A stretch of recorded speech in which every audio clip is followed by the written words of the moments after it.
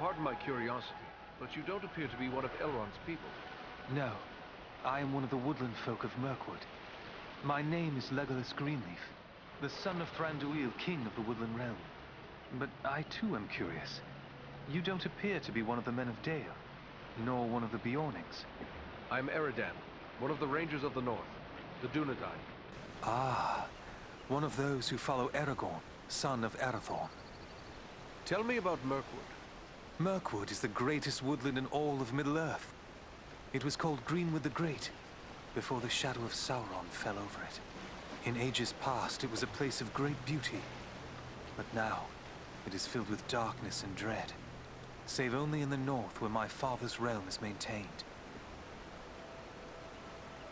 What brought you on such a long and perilous journey? Unpleasant business. My father sent me to report the escape of Gollum, a creature Aragorn had entrusted to our care. What can you tell me about this Gollum? A pathetic creature who long held the Ring of Power. The evil of the ring has left him twisted and tormented. His only thought is to recover what was taken from him. How did Gollum manage to escape your guard? Not from a lack of watchfulness, but perhaps from too much kindness. We occasionally allowed Gollum to go about the wood under close guard. But on one of these ventures, the guards were attacked by orcs from Dol Guldur. In the confusion, Gollum escaped. We followed his tracks southward for many leagues, until it drew near to Dol Guldur. There, it became too dangerous to pursue him any further. What is this place, Dol Guldur? A stronghold of the enemy in the south of Mirkwood. It was once the dwelling of the Dark Lord, until he was driven out in the year of the Dragon's Fall. But it has once again become a place of great evil. All the darkness that besets Mirkwood has its source in Dol Guldur. Will you be departing for your home soon? No. I have been chosen to represent Elvenkind among the Company of the Ring. I will be accompanying the halfling, Frodo Baggins, on his journey south. It seems strange that with so many elves in his own household to consider, Elrond chose to make you a member of the Fellowship. I asked for the privilege, and Elrond did not refuse me. I feel he may have been relieved not to lose any of his household to this quest. He will have need of all his strength, should the enemy move against Imladris. I am curious why you would volunteer for this. Partially to make amends for the loss of Gollum, but more so because this will be the final chapter in our long struggle against the darkness. And I wish to have a hand in our final victory. Or at least, to stand in the forefront of our last act of defiance. May fortune favor your fellowship in the days ahead, Legolas.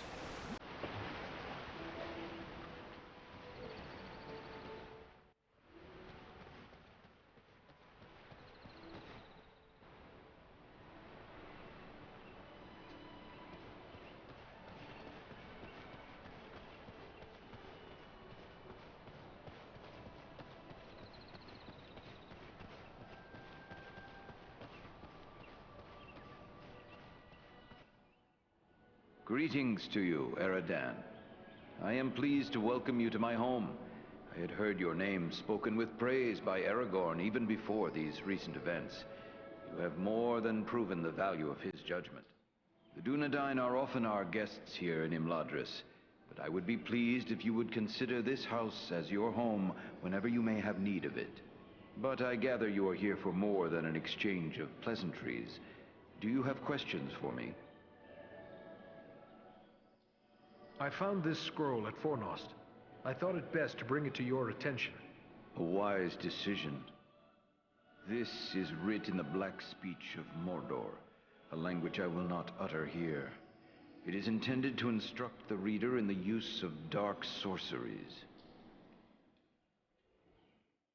Then it is good that we captured this from the enemy before it could cause further harm. What will become of it? I will destroy this scroll at the very least. But wait, here I discover more. Listen to what is written herein. Scribed by the hand of Agandaur, disciple of the great Lord Sauron, for the empowerment of his servant Wulfrun and those others of his faithful who prove worthy.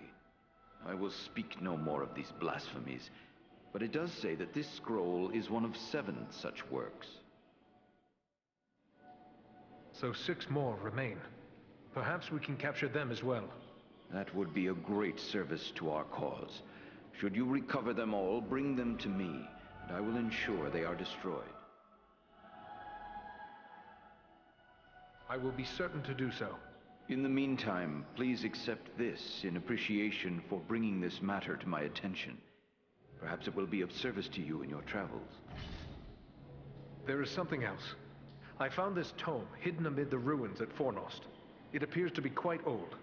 Ah, now this is writing of an altogether more wholesome sort. This was not made by any minion of Sauron, but rather by the men of Arthedain, likely before the fall of Fornost. Then it is old indeed, for Fornost was abandoned long ago. It is more than 1,000 years since the Witch King of Angmar conquered Fornost and brought about the end of the Dunedain kingdom of Arthedain.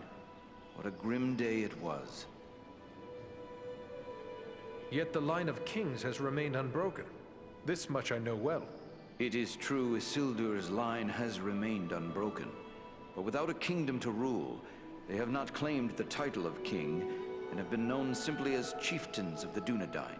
It is our friend Aragorn who currently bears that title, although he will be the last to do so. Either he will become a king, or Isildur's line will come to an end with him. Perhaps this book is a record of those days long past. The pages are too worn and the writing too faded for me to make out much. Perhaps you can discover more. Indeed. It seems to be a personal journal. And here is a name inscribed. M-A-L.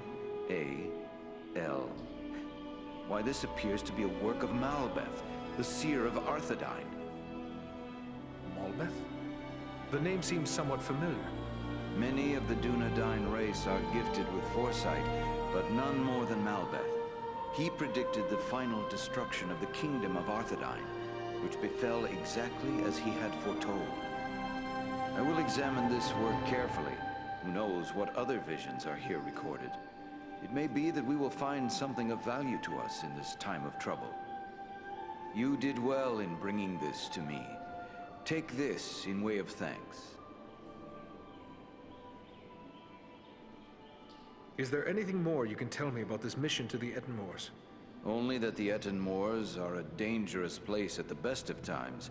The danger will be that much greater if the orcs and trolls are being organized by an outside force. You and your friends will need to have your wits about you. And if we do find the enemy gathering in force, what then? You will have to determine your best course of action. But when dealing with the foul folk, it is always wise to eliminate any strong leader you may find. For without someone who can enforce discipline, they will often fall to fighting amongst themselves. If the enemy is mustering in the Etenmoors, try to recover any clues that may help us determine who is behind it and where they may be found. It shall be as you say. Farewell, Master Elrond.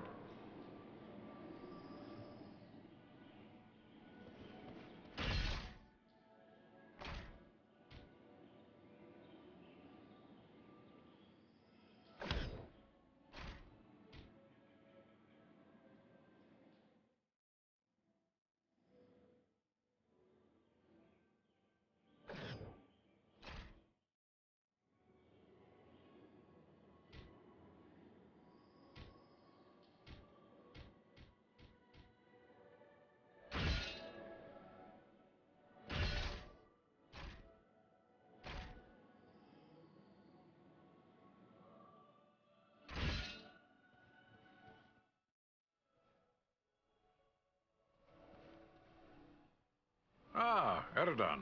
It is good of you to seek me out. You have grown into a fine man of the Dunedain.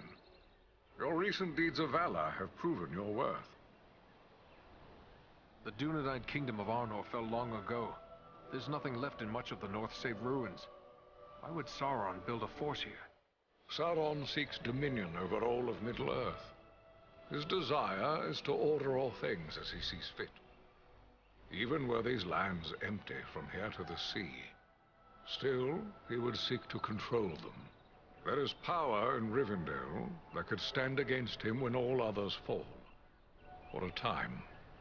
And this is something Sauron cannot allow. For years I've patrolled the Shire at Aragorn's orders. I worry it may not be safe for me to abandon that duty. Aragorn knows where you are most needed, Eredan. With the flight of the ring in this direction, the enemy is looking this way, and has forgotten the Shire for now. For now. But eventually his eye will turn once again toward the Shire, as humble as it is. Hobbits as miserable slaves would please him far more than hobbits happy and free. And there is such a thing as malice and revenge. Sauron will leave the final devastation of the Shire to his servant Agendaur. And that is yet another reason why you must find him and put an end to his designs. In opposing Agendaur, you are defending the Shire. At Fornost, one of the great eagles came to our aid. Perhaps the eagles could help with the ring. I don't fault you for thinking along those lines. Why not beg a ride from an eagle, fly far out to the west, and drop the ring into the deepest part of the sea? Such ideas were debated at Elrond's council. But there are many things in the deep waters, and seas and lands may change. We cannot think of our time alone. We must destroy this thing forever. This man, Agendaur, have you ever had word of him before? Well, I know nothing of Agendaur himself. I have seen his kind at other times in distant lands. He is likely a Black Númenorian, and a master of dark sorceries. That would make him distant kin to the Dunedain. I thought they'd long ago faded into myth. It also means he's more dangerous than I thought. Who can say what promises Sauron has made to him? Perhaps even a ring of his own. At the very least, Agendaur expects to rule all of the North. He would be a cruel tyrant. The elves he will seek to utterly destroy. Hobbits, men, dwarves, any that survive, will be enslaved. And he will raise an Iron Kingdom in the North, in mockery of the ancient glory of Arnor. This is his dark dream. It must never come to pass. When first we spoke, you said you recently passed through the Ettenmoors. Can you tell me more? It is a rough and empty land, home to many trolls. I passed through with great haste, for I needed to reach Rivendell as quickly as I could. And you saw no sign of trolls? I saw neither trolls nor fresh signs of them, and that disturbs me more than encountering one. I doubt they've all packed up and left. Mindless brute creatures they may be, yet they can be used and driven to even greater wickedness by a strong enough hand. Agendaur could well be forming them into an army. You believe he is mustering the trolls for an attack?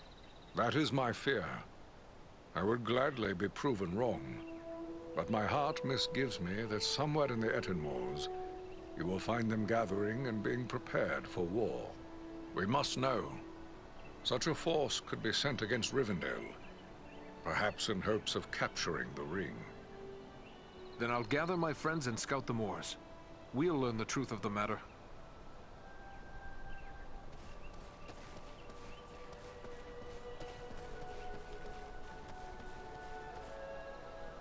The sun shines and all is fair and peaceful here in Elmadris. A far cry from the blood and dust of Fornost, is it not? You and your companions did very well there. Indeed, things might have gone badly for us had you not been there. You have earned some time to recover from the toils of battle and hard travel. And I believe you will find no place better for the restoration of body and spirit than this, our home. It is pleasant, but I shall not stay long. I have promised to scout the Ettenmoors for signs of the enemy. But what of you? I cannot believe the two of you will remain idle for any length of time. No, indeed. We are to set off at once on a similar mission to your own. Only we will travel south, seeking for signs of the Nazgul or other threats. Aragorn will accompany us at least part of the way.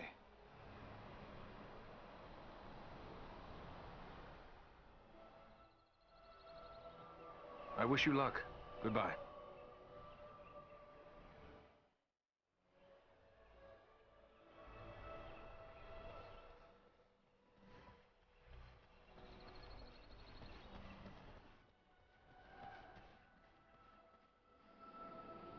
Welcome, Dunedain. Welcome to Imladris. Are you in need of anything to help you in your travels? I have many things in my keeping that might serve you well. Thank you for your welcoming words, but I do not believe I've had the pleasure. No, indeed. I am Alare, one of Master Elrond's stewards. I help to manage the needs of his household, including arms and armor. I suspect you might have need of such things. What sort of folk dwell here in Rivendell? Elves, for the most part. My people have dwelt in Imladris for a very long time indeed. But there are other folk to be found here as well. Elrond welcomes all people of goodwill. The Dunedain come often, your own folk come occasionally. We are even home to one special hobbit. Who is this hobbit you speak of? Bilbo the Magnificent, greatest of the Shire folk. The same hobbit who overthrew the dragon Smaug, although these days he is more interested in poetry than adventure. And food and drink, of course. Keeping a hobbit well fed is enough to keep several stewards busy.